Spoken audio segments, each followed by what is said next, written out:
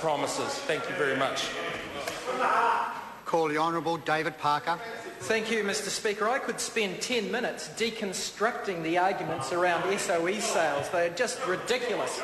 This idea that New Zealand will somehow become wealthier by changing who owns what already exists is an absolute nonsense.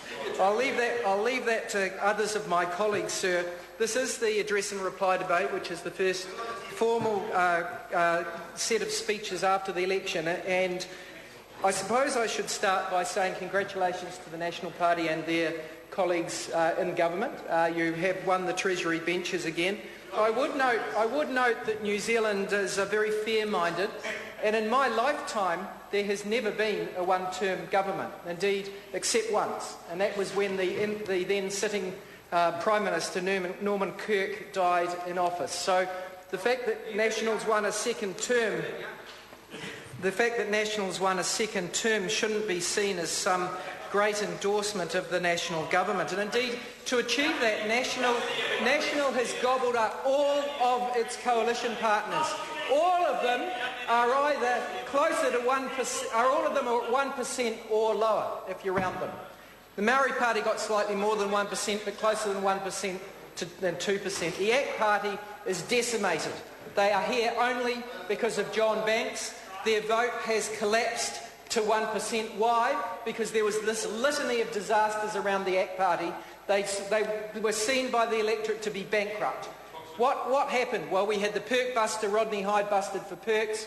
We had the ultimate act of hypocrisy of David Garrett having railed against shorter sentences and name suppression, having been found out to have sought name suppression and a discharge without conviction for his earlier passport fraud.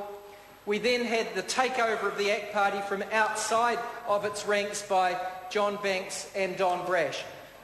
Despite the endorsement that we had of this cosy little deal with Paul Goldsmith for the National Party saying, please don't vote for me, vote for John Banks, that was essentially his campaign. It looked like Paul Goldsmith was still going to win. And so what did they have? They had this Tea Party. And in the Tea Party were planted seeds of discontent in the minds of the media and wider New Zealand that the Prime Minister was not quite all the smiles and good nature and goodwill that he had previously pretended were his making. In the Tea Party we saw this act of political engineering. In fact, someone said to me it was an act of political pornography, where they went and they showed themselves off to 30 cameras, 40 cameras, 30 or 40 cameras. But the problem is when you agree to be a centrefold in an act of political pornography, you lose your right to privacy. And so New Zealanders in the media started to look askance at the Prime Minister when he called in the police. He had the temerity to say that the police had the time to inquire into this because the police had lower burglary rates. Well, we know around New Zealand that there are lots of uninvestigated burglaries and other crimes, but the Prime Minister used an arm of the state. The media were under attack by the police, called in by the Prime Minister to witch hunt as a consequence of this tape that was taken at this public event. Since then, Mr Speaker, we've had the Prime Minister, following the election, immediately say, oh look, the rosy promises I was making just 2 weeks ago I now no longer will be held to. That was the first act of the Prime Minister in this new government, backed up by the Prime Minister saying, I went to the election with the government's own forecast, but now I'm coming back weeks later and saying, no, it's going to be even worse than that. And as a consequence of that, we've now seen in the Sunday Star Times in the weekend a slow decline in the popularity of the Prime Minister, because this forever telling people it's rosy, it's rosy, it's rosy, and then saying, oh look, it's all too hard, it's not going to be that good, is starting to wear thin with middle-class New Zealanders. And they're tired of waiting for this nirvana which never keeps arriving but which is forever promised by the Prime Minister. In the last term of government we had Bill English saying that all that went wrong was the fault of the Labour Party. The Labour Party was blamed for increasing government debt. Let's have a look at those figures. Does history bear out that to be true? Well, In 1999, New Zealand's gross government debt was 35% of GDP. That's when the Labour government came to office.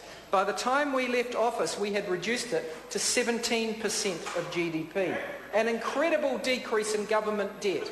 Every one of those budget surpluses that the Labour Party ran under Michael Cullen was opposed by National. Net debt went down even further, and depending on the measure, it was either 0% or 5% of GDP. It went down because the government was investing in assets like SOEs and Air New Zealand, pre-funding superannuation. So we were building up the assets of the government at the same time that we were reducing government debt. Since that time, government debt has increased up from 17% of GDP to, in 2011, 36% of GDP. And where does it go from here? Can the National Party members tell me whether it gets better or worse from here?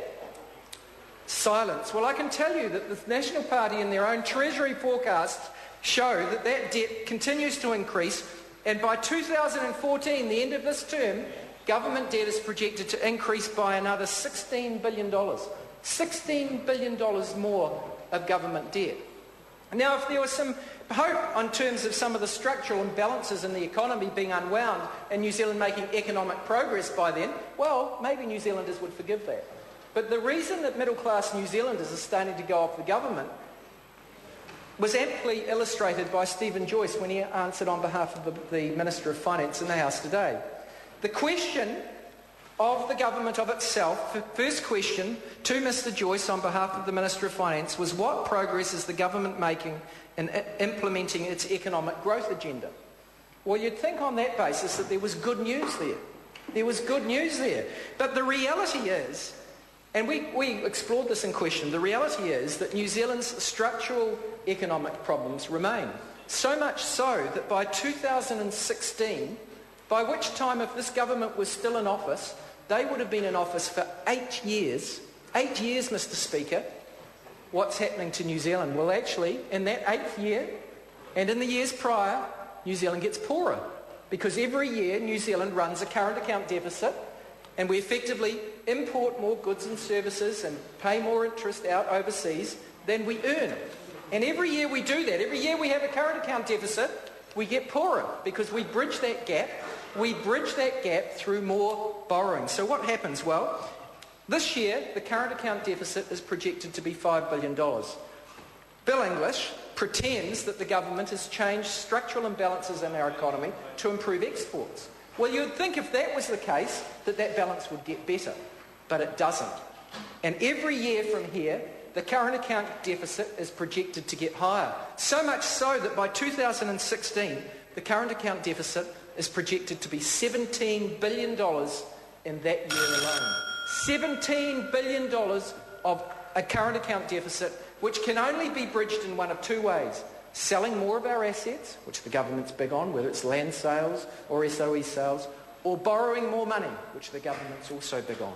So what does that mean in terms of New Zealand's balance sheet? Well, our balance sheet's measured by what we call our net liabilities. And again, it's bad news. By 2016, New Zealand's net international liabilities relative to now, not years past, now, the government's responsible for now, they've been in power for 3 years.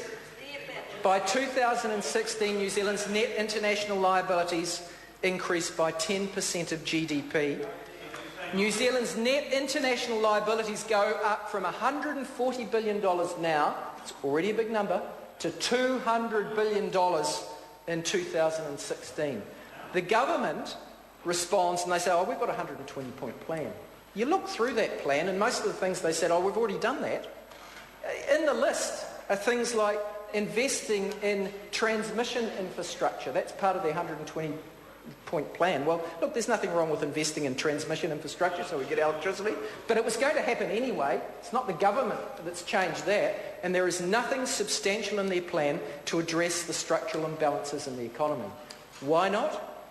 Treasury says they should. The briefing to the incoming minister from the Treasury says they should look, according to, this is the New Zealand Herald interpretation of it, they were calling for an introduction of a capital gains tax, Labour Party policy that the government refuses to adopt, despite recommendations from the Treasury, the OECD, the IMF, just about every other country in the world. They recommend changes to savings, They recommend raising the age of superannuation. These structural changes that only the government can bring about, this national government refuses to acknowledge them, and we go backwards till 2016 as a consequence. Call the Honourable Amy Adams. Thank you, Mr Speaker, and can I just